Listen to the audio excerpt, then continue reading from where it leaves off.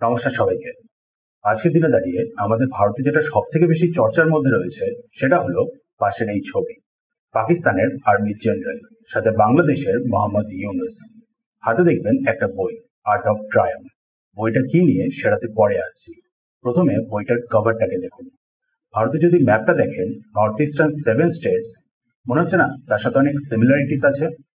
আর দেখেন, এমন না যে এই বইটা তিনি শুধু পাকিস্তানের আর্মি জেনারেলকেই দিয়েছেন।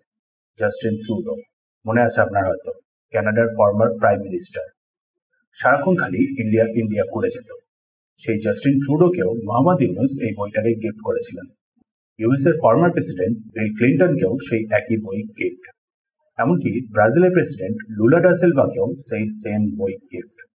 দেখুন, কোনো লিডারকে বই গিফট করাটা কোনো খারাপ ব্যাপার না, বাট প্রবলেমটা হলো বইটার কভারে প্রিন্ট করা ম্যাপটা নিয়ে। তাই চলুন এই পুরো ব্যাপারটাকে ভালো মতন করে ডিটেলসে জেনে নেওয়া যাক। সবার প্রথমে তো রিসেন্টলি যে ভারত আর পাকিস্তানের মধ্যে গরমাগর্মি চলছে, তার মধ্যে থেকেই পাকিস্তানের সেকেন্ড মোস্ট সিনিয়র জেনারেল পৌঁছে গিয়েছিলেন বাংলাদেশে। দেন তারপরেই বাংলাদেশের ইন্টারিম লিডার মোহাম্মদ ইউনুসের তরফ থেকে এই লম্বা একটা টুইট মেনশন করেছেন যে পাকিস্তানের এই আর্মি জেনারেলের সাথে তিনি ডিসকাস করেছেন বাইল্যাটারাল ট্রেড, ইনভেস্টমেন্ট আর ডিফেন্স কোঅপারেশন নিয়ে। ভাবুন, একদিকে পাকিস্তান আর অন্যদিকে বাংলাদেশ, দুটো দেশেরই ইকোনমি ডুবছে, প্রোডাক্টিভলি কোনো কিছু করার নামে নেই। এদিকে ট্রেড আর ইনভেস্টমেন্ট নিয়ে ডিসকাশন হচ্ছে, কে কি ট্রেড করবে আর কে কোথায় ইনভেস্ট করবে।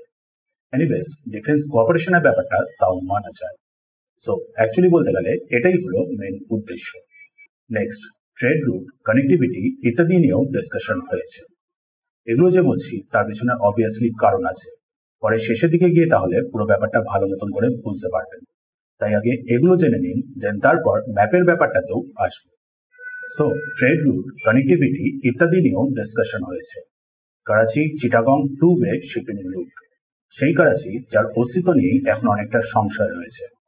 তার উপর চট্টগ্রামও চাইছে ভারতের সাথে জুড়ে যেতে। দুটো পোর্টই না থাকলে কি করে হবে ট্রেড? চট্টগ্রামকেই তো বাংলাদেশের বাণিজ্যিক কেন্দ্র হিসাবে মনে করা হয়। পাকিস্তানের ক্ষেত্রে যেটা হলো আবার করাচি। যাই হোক, তারপর ঢাকা করাচি এয়ার রুট নিয়েও কথা হয়েছে।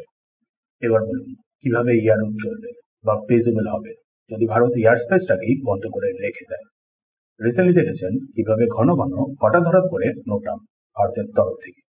যাই হোক, এই সময়ই বাংলাদেশের মোহাম্মদ ইউনুস পাকিস্তানের জেনারেলকে গিফট করেছিলেন এই বই। বইটার নাম হলো আর্ট অফ ট্রায়াম্ফ, মানে কিভাবে জয়ী হওয়া যায় তার কলা।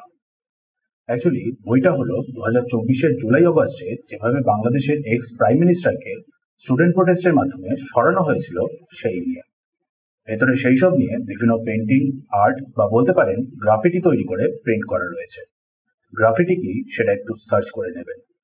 যাই হোক, সো 2024-এ যে বাংলাদেশের চেঞ্জটা হয়েছে সেটা নিয়েই এই বই। আর তার উপরেই এরকম একটা কভার। ম্যাপে দেখলেই বুঝতে পারবেন বাংলাদেশের বর্তমান যে ম্যাপ তার নর্থ ওয়েস্টে যে ডেন্টটা রয়েছে সেই সেম জিনিসটাই ক্লিয়ারলি ভিজিবল বইটার ম্যাপটাতে। রাইট সাইডে যে হর্নের মতন দেখছেন ঠিক সেরকমটাই রয়েছে ভারতের আসাম আর অরুণাচলের পাশ দিয়ে। অরুণাচলের ওপরের বেশ খানিকটাতে যেহেতু চীন ক্লেম করে তাই সেটুকু পোর্শন শুধু বাদ।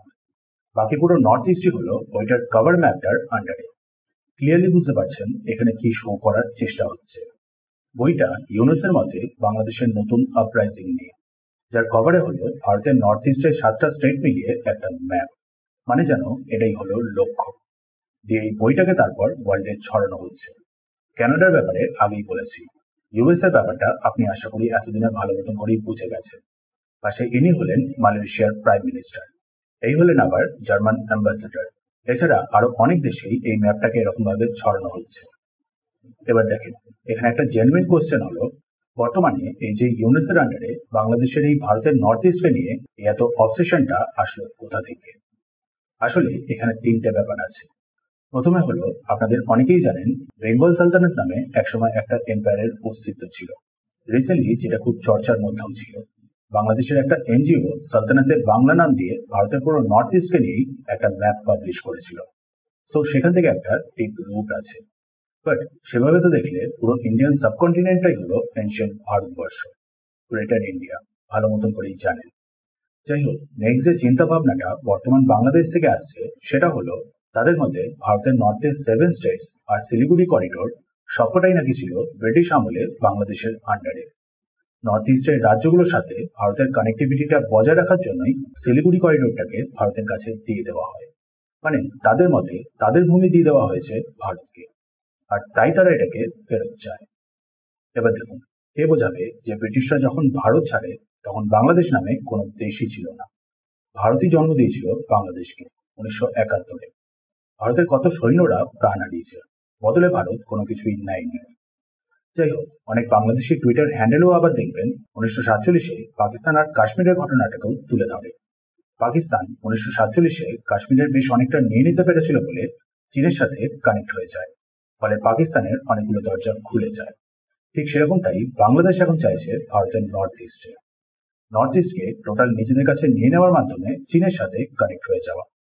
সেই জন্যই দেখবেন বারবার মোহাম্মদ ইউনূস ভারতের নর্থ ইস্টকে নিয়ে কন্টিনিউয়াসলি অনেক ধরনের প্রভোকেটিং স্টেটমেন্ট দিয়ে গেছেন। কখনো ল্যান্ডলক কান্ট্রি, তো কখনো আবার ডাইরেক্ট চীনে গিয়ে ভারতের নর্থ ইস্টকে নিয়ে বিভিন্ন রকমের প্রপোজাল রাখা। এবার এক্ষেত্রেও দেখুন, কে বোঝাবে যে চীনের সাথে কানেক্ট হয়ে পাকিস্তানেরই কোনো লাভ হয়নি।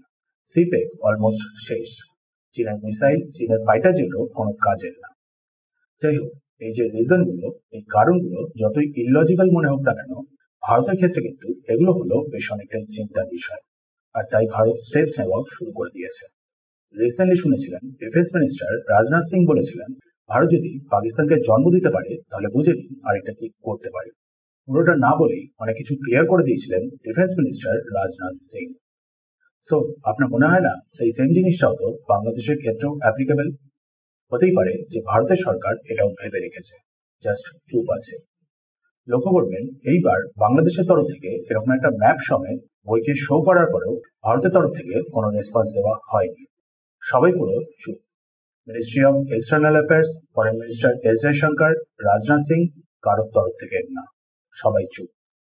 এদিকে লক্ষ্য করবেন ভারতের তরফ থেকে নোটাম খেলা হচ্ছে। এক একটা এরিয়াতে এয়ার স্পেসটাকে ক্লোজ করে দিয়ে এক্সারসাইজ। সবার ফোকাস ওয়েস্টে, আরব সাগরে, কিন্তু কেউ লক্ষ্য করেনি যে ইস্টেও, বঙ্গোপসাগরেও একটা নোটিফিকেশন জারি করা হয়েছে। সো এবার আসা যাক ভারত কি করতে পারে।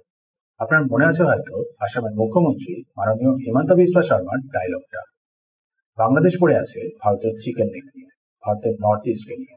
এদিকে ভুলে যাচ্ছে স্বয়ং বাংলাদেশের কাছেই দুটো চিকেন নেক আছে।